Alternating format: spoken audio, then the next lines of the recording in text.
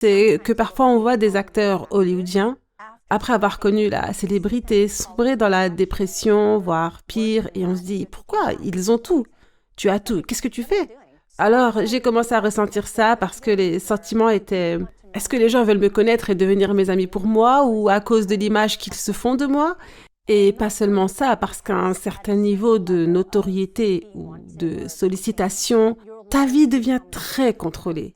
Tu as l'impression de tout maîtriser et que tout est très glamour. Mais en réalité, désormais, tu es lié. Par exemple, moi, j'étais liée à une agence. Et donc, j'avais l'impression que juste l'agence m'aspirait l'âme, si je puis dire. Je ne faisais plus aucun choix, au point où je ne savais même plus quel œuf j'aimais manger. Je ne savais même plus quelle coupe de cheveux je voulais. Même si on me coupait les cheveux sur le plateau et que les clients arrivaient en disant «Oh, cette coiffure ne nous plaît pas vraiment», il faisait venir quelqu'un pour me recouper les cheveux. Je me sentais donc terriblement vide. Qui suis-je? Qui est Elisa? Je ne savais même plus. Je ne savais même plus m'habiller. Je ne savais plus.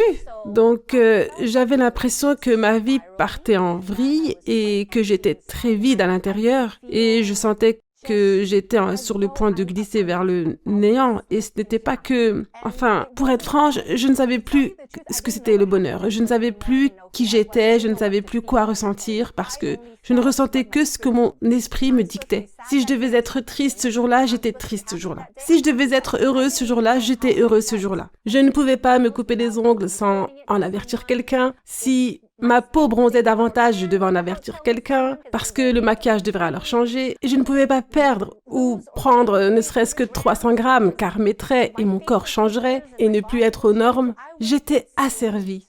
J'étais tellement vide et complètement perdue. Alors je me demandais qui je suis. Moi qui étais sûre de moi, une vraie américaine, je sentais la dépression monter, je sentais cette obscurité grandir en moi. Et je me suis dit, il me faut de la spiritualité maintenant. Quand l'islam est entré dans ma vie, d'abord, bien sûr, je me suis alignée avec ses valeurs, puis j'ai commencé à m'aligner avec l'apparence. Et j'ai constaté qu'avec le hijab, les gens entendaient désormais ma voix.